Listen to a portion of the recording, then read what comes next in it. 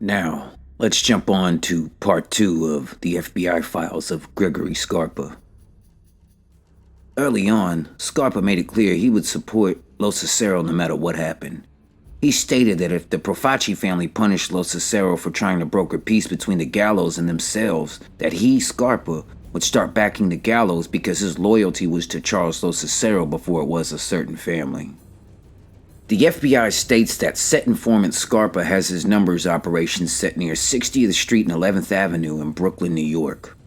On March 20th, 1962, Greg Scarpa is officially approved to be a symbol informant, but still, that symbol is redacted. Going back to the New York families at the present time, Scarpa stated that the Profaci family was 200 strong while Carlo Gambino had roughly 1,000. He also let it be known how the commission selection works within an organization by laying it out if a commission man dies, gets arrested, or a long prison term, that the men in the family get together for a recommendation. The recommended replacement is submitted to the commission for approval. If the original commission member gets out of prison, he automatically takes his place back in the commission. Scarpa even went as far back as explaining the origins of the mafia from the old country.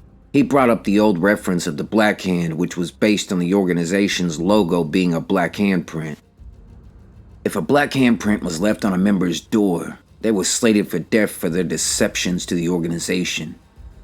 He also told of the term camarada and how it originated with the Neapolitan side, but it was the same thing as the Black Hand.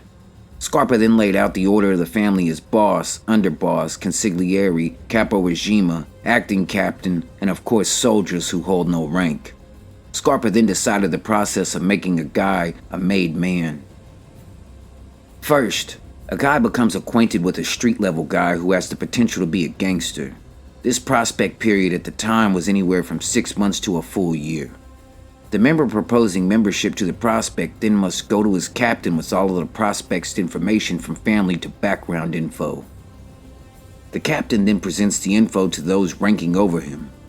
Then the higher ranks will have an investigation done to make sure the prospect isn't a rat or a cop. Scarpa then said that until 10 years ago at that time, it was procedure for a proposed prospect to participate in an execution for membership. But the rule was no longer in place and that it was now only procedure to make them believe they would be involved in an execution. Members are only allowed proposal during certain times that only the commission sees fit and appropriate. After the investigation of said prospect's background, they're summoned to a meeting with the boss, underboss, consigliere, all the captains, and the prospect's official sponsor. The prospect is questioned about his ability to kill for the family, obey orders, and everything concerning. If answered correctly, the prospect's trigger finger is pricked before being handed a burning piece of paper and reciting a motto along the lines of, "With this oath I swear that if I ever violate the oath I may burn as this piece of paper." The main requirement was that the prospect's father be of Italian in descent. If a made man moves, he is given a letter by his boss to give to the boss in the new area of his location for immediate acceptance into his new local crime family. When it comes to hits, Scarpa made it clear that those calls come from the boss only, and that the boss will assign the hit squad as well. Scarpa then went back and laid out that he was originally paying Charles Lo Cicero $150 a week, but because of the war between the Gallos and Profaci that his profits had deceased somewhat. This put Greg in a bad position because a man of his power in the family could never be perceived as not being a moneymaker. But at the time, Scarpa was struggling, so he had to pawn many items personally to him. He wasn't allowed to ask for help either because, again, that would dwindle his reputation. He stated that he wouldn't commit any crimes that would cause a loss of relationship with the Bureau like robbery. He stated that he was trying to minimize his activities with the family at the moment. He also told the feds that the manner they approach him could mean life or death if it was suspected that he was giving info up.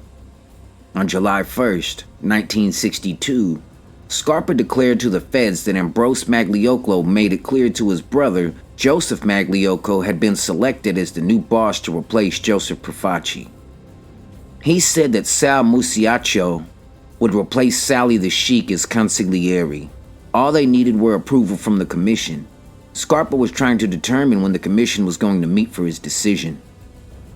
He said that on June 26, during a visit with Sam Badalamenti, who was acting as counselor in place of Charles Lo Cicero while Charles was away, told Scarpa that Ambrose Magliocco wanted to see him about bringing in a new boss. Scarpa saw Magliocco the same day and was told to inform other members about a meeting on June 28th and July 1st, and that Scarpa was to be present at the meetings on the 1st of July. During the meeting on the 1st, Magliocco made it clear that they were invited over to give their opinions about attaining a new boss for the Profaci family. They all voted for Joseph Magliocco, with Scarpa even making votes on behalf of his brother. They eventually decided to vote on Salvatore Musiaccio as the new consigliere. Ambrose Magliocco made it very clear that the Gallo brothers had absolutely no vote in this either. Their opinions did not matter.